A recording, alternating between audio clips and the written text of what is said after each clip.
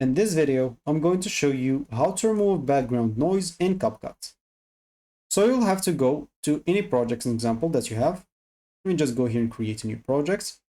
And I'm just going to look for one of the videos that I have. Maybe an example, this one doesn't have any audio. So let me just go and grab like one of the videos that I have. For example, I just grabbed this video. I'm just going to grab it.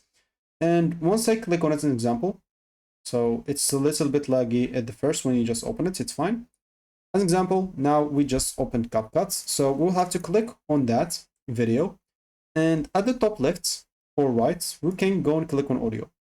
In this audio example, you'll find this enhance voice. We don't care about that. We'll find this reduce noise. So go and select this option.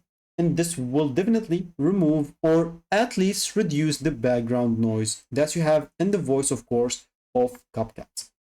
If you want also to enhance the voice example, you'll be able to go and do so. But this one of the things that will require a pro plan. So now you'll not be able to export the video unless you have a pro plan. And of course, if you have a pro plan, you'll be able to use it very simple. So that should be it for me in this video. Thank you for watching and goodbye.